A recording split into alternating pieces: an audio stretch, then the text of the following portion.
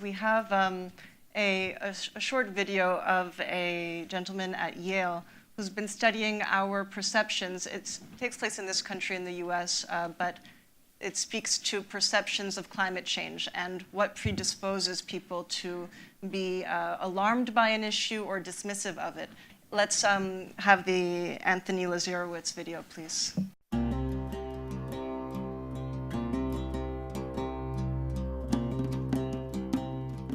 The burning of fossil fuels is embedded in almost everything we do in modern society. It's in the clothes that we wear, it's in the food that we eat, it's in how we get around from one place to another. Everything that we do is permeated by the burning of these fossil fuels, which are then releasing greenhouse gases, notably carbon dioxide, into the atmosphere, and that is thereby warming up the planet. And our challenge as researchers is to try to understand, how do mass publics understand this threat? Do they understand the causes? Do they understand the impacts? And how willing are they to get engaged personally? Anthony Leiserowitz is director of the Yale Project on Climate Change. In a recent study, Global Warming's 6 Americas, he found that the public's perception of climate change falls into 6 distinct categories. So our work lately has been really focusing on trying to understand who are the different publics within the American public. And what we found is that the American public does not speak with a single voice on this issue. There are in fact 6 very distinct Americas within America. And those groups each respond to this issue in very different ways for very different reasons. Our primary research thus far has been really to try to understand where the public is right now and who these different audiences are. And the first of those is what we call the alarmed. It's about 18% of the public. These are people who are absolutely convinced climate change is happening, it's human caused, it's a very serious threat, it's happening now. They're already taking action in their own lives to try to reduce their own carbon footprint, and they're really hungry to know, what's the next thing I can do? This has been called, in political science terms, an issue public. This is the part of the public that is the most mobilized and most engaged with this issue. And that's actually a very large issue public compared to other issue publics, say on gun rights or pro-choice or pro-life or anti-immigration or pro-immigration. I mean, those are all different kinds of issue publics out there that agitate and advocate for particular policies. The climate change issue public is actually larger than most of those other ones, and that's a very surprising and unrecognized fact. The second group, however, is what we call the concerned. And that's a full third of the public, 33%. That group believes climate change is happening, that it's human caused. They think it's a serious problem, but they still see it as a distant problem. And so they're concerned about it, but they haven't become personally involved with the issue. The third group is what we call the cautious, and that's about 19% of the American public. For this group, they're not really sure, is it happening, is it not, is it human caused, is it natural? So they're not very focused on the issue yet. And then comes a very interesting group that we call the disengaged. This is a group that has heard of the issue. They are familiar with the term climate change or global warming, but they don't know anything about it. They don't know anything about the causes. They don't know anything about the impacts. They certainly don't know anything about the potential solutions. So the fifth group that we found is what we call the doubtful, and it's about 11% of the public. For this group, they're not really sure that climate change is happening or not, but they say if it is happening, it's naturally caused. It's not a problem. It's not going to impact people ever. And thus, they just don't see it as much of a risk at all. And then last comes the group that we call the dismissive. And this is about 7% of the public. And for them, not only is it that they believe climate change isn't happening, but they think it's a hoax or that it's a conspiracy. It's a very small group of the public. On the other hand, it's a very motivated part of the public. Despite these fundamental differences, Americans say they support investments in alternative energy. We also find other policies, in particular energy-related policies, that everybody agrees with. Alarmed and the dismissive, they all like the idea of investing more resources into the research for renewable energy. They all support a government subsidy for those people who go out and buy more fuel-efficient cars or install solar panels on their roofs. It doesn't matter whether you're an alarmed or a dismissive on climate change, everybody supports that policy. And what that suggests is that there are ways to talk about this issue in particular, because it is ultimately an energy issue. There are ways to talk about it in which everybody can see that there's real value. The point is that, and this is what politics is all about, it's about finding policies that people can come to agreement about, even though they may agree to it for very different reasons. With that, we have some individuals here who are looking to communicate different issues, both in academic circles and to young entrepreneurs. I'd like to invite Sir Charles Hill from EcoTech Visions from Miami, Raph Appadoo, CEO of Galileo Global Education, Marcel Saucet of ESGCI to join me up here, please. Charles, because we've been talking about development issues from a global perspective. I've been based in Miami for the last couple of years, and I see Miami as a place where you have some of the same development contrasts that you find when you look at developed countries and less developed countries. And Charles, EcoTech Visions, from what I've witnessed, is working in an area where community has far less opportunities overall than many others. And it's at this intersection of what's good for the environment, giving the community a stake in its own development, and utilizing technology.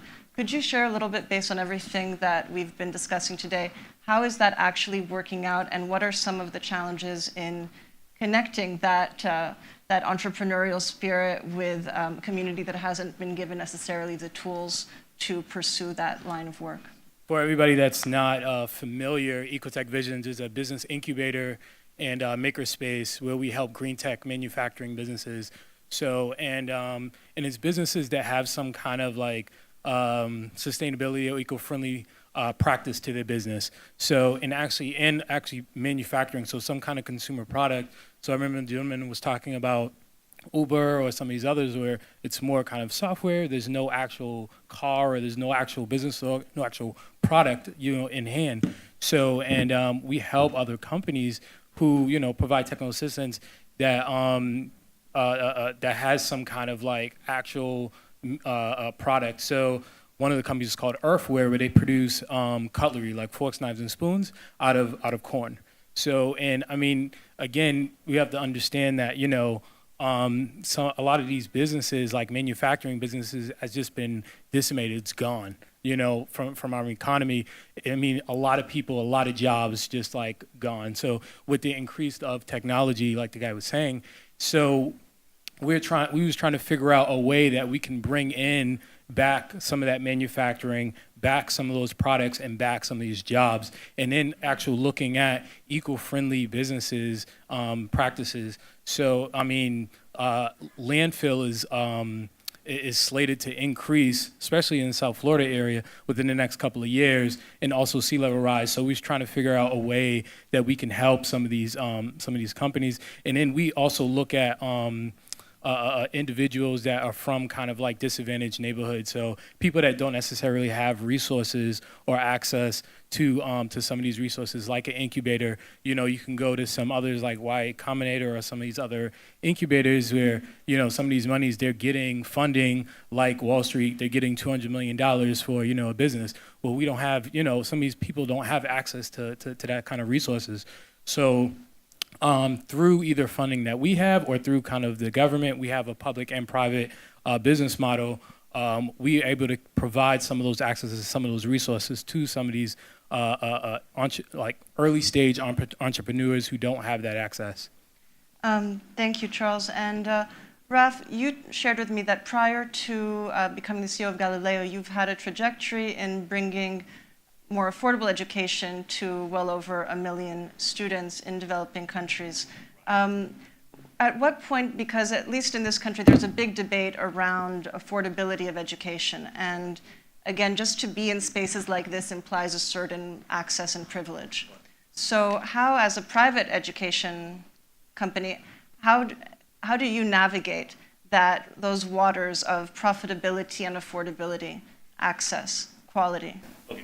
Galileo is today the largest European group of private post-secondary education providers. We have some 40,000 students in Europe and another 12,000, 13,000 outside of Europe, which I will return to because I the meat of what I want to say is, and interesting for seeing how we're applying the technologies and applications to get a better price for students that deserve that need it. So in Europe, we are split into two groups of business education, which is about 20,000 students. They learn business, and we will have a little presentation very quickly with Mr. Saucet. And so pretty much in business, 20,000 students, and 20,000 students in the field of applied arts and design, which effectively allow those people, those 20,000, to build their own business or go and work for Dolce & Gabbana. Actually, Dolce & Gabbana were students at Marangoni in Italy. So you can make a very good living in Europe going to an applied arts and design and fashion education, which in many ways appeal to the middle class, a very solid middle class education that we provide in Europe. And on the business side, the same thing. You get traditional business education. What we've seen, though, is in Europe, if you look at where costs are, where we need to drive costs to increase penetration, access for people, you find that Europe is quite a bit behind the U.S. In the U.S., about 1 million people are now registered in online education, and a lot of them are people who came to education, to a post-secondary program later in life. It could be 25, 28, 30, and a lot of them are women, which is an interesting facet of the whole thing. Unfortunately, in the U.S., the price point is still very high, to answer your question. And so us in Galileo, as we follow this evolution in Europe, we find that in Europe, where the market is really for traditional students, they leave college at 18, and they go to get a degree. And they're not quite ready for online education, which needs a lot of discipline. So what we found is in Mexico, in emerging markets, we have essentially taken all our know-how and applied it in Mexico, and we now have 10,000 students in Mexico in online education. They get a full degree, a bachelor's degree or a master's degree, and guess what? They get a bachelor's degree with $5,000 over a 3-year period. So you're saying that there's more demand actually for new technologies and online education in developing countries than there are in industrialized. And the simple reason is because they need to work to be able to afford to go to school. So online education becomes the perfect example. So we don't invent online education. We're using existing technologies built by a lot of these fantastic people, scientists and so on, using the cloud, but the most important thing, we are able to get them to finish their degree and get a diploma so they can go and interview and get a job. That's the crux of the matter. So these are accredited programs, full degree programs, and they get a bachelor's in 3 years, obviously, and then 2 years for a master's degree. And the master's degree will cost $4,000. And the bachelor's costs $5,000. And you're now we're looking at integrating to Africa. new. We just bought a school in Africa. Unfortunately, we have to own the school because then we can give people an accredited degree. Otherwise, the equation doesn't work. The price, and we need to control the ability to award them a degree, because without that, the employer will not respond. So, a lot of people have invested a lot of money in let's say, in online education, but without an accredited, they miss this point about no one will listen to someone who's taken an online course. If it doesn't have the validity of the institution behind it. Otherwise, it's just like reading a textbook. So with that, since I know you're also at the cutting edge of introducing some new technologies, Marcel Saucet, with whom we've worked for a number of years, and I also want to mention that ESGCI, which is a member of Galileo, is also sponsoring our reception later this evening. We're very grateful for that. Marcel, you have developed some new AI learning technology that's actually going to improve the experience of online learning, or at least that's the hope of it. Good afternoon. I am Professor Saucet from the University of San Diego and ESGCI. So this is Galileo Group. I'm French, but I love America. I'm going to begin with questions to you, ladies and gentlemen. Please raise your hand if you have a cell phone in your hand. Okay. Please raise your hand if you sent one text. If you have sent one text for the last 2 hours. Okay. Oh, do this. Yeah, thank you. More than 5 texts. Snapchats, text, Facebook. Okay. It's starting with an idea with Shamina. She told me, okay, you've been professor for the last 12, 13, 14 years now, and we're still teaching the same way. How can we educate the whole world? This is the idea of the artificial intelligence. We have created with the Galileo group and with Dr. Serk, who's the dean of my business school in France. There is a story which is absolutely incredible that I'm going to tell you. It's been a classroom with students. Students sent emails to the professor. After the end of the class, the students did not know that they talked to an artificial intelligence after 3 months. Yes. So the idea was really simple. Because a lot of people, specifically Generation Z, sending text can't be focused on a class, why can we not automatize some processes? And the idea was that right now, a student in a class can't be focused more than 10 minutes. Same thing in the third world. So we have thought about an idea that we have developed. Think that you have these laptops and tablets and cell phones in your hands. You're watching your class. You're watching a video of a class. Now you're going to turn your webcam on. And what it's going to be, this is the AI learning platform, artificial intelligence platform. Just please take your cell phones in your hand. Please take your cell phones. And now look at your cell phones. And please take your cell phones. And try to imagine a moment that on your cell phones you have a class, a video class, right? The camera is going to be turned on. You're going to watch the video. Every time you're not watching the video, the artificial intelligence can see it. If your eyes are going to the right, going to the left, you're texting someone, etc., etc. And you know what's going on? The artificial intelligence is not going to tell you, hey, you're not listening. Too simple. The artificial intelligence is going to change the questions of the quiz at the exams.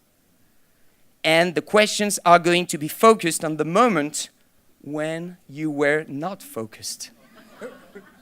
It means that it's absolutely impossible to pass the test or the exam if you were not focused. We have developed these solutions. It's working with 300 different movements of your face.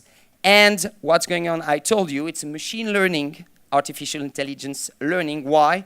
Because it's connected, as I told you, I'm French. I know that I have only 5 minutes, so I try to speed up my best. It's connected to your YouTube platform, for example, and the artificial intelligence knows that you're watching this kind of video at 10 p.m., for example. So the artificial intelligence is going to suggest you, if you want to watch your class at 10 a.m., hey, stop watching your class now. Watch it at 10 p.m., because usually you are watching your YouTube video at 10 p.m. And it can suggest you also to block a schedule on your calendar for working. So this is the software that we have developed. So after 3 or 4 classes, the artificial intelligence knows that you are going to be disconnected. Because it knows that, for example, miss, you can't live without sending a text every 2 minutes, 30 seconds. So at 2 minutes, 20 seconds, it's going to tell you, hello, in 10 seconds, you are going to be distracted. Because we're talking about technology, we're talking about opportunities, but there are also different lenses, as we saw earlier, through which we learn and express ourselves. There's an artist who's very established in the world today, Shazia Sikandar, who's not with us in person, but who gave us permission to show a little glimpse of her work. So please keep all of this progress and initiatives in the back of your mind. And let's get a little bit of inspiration from Shazia.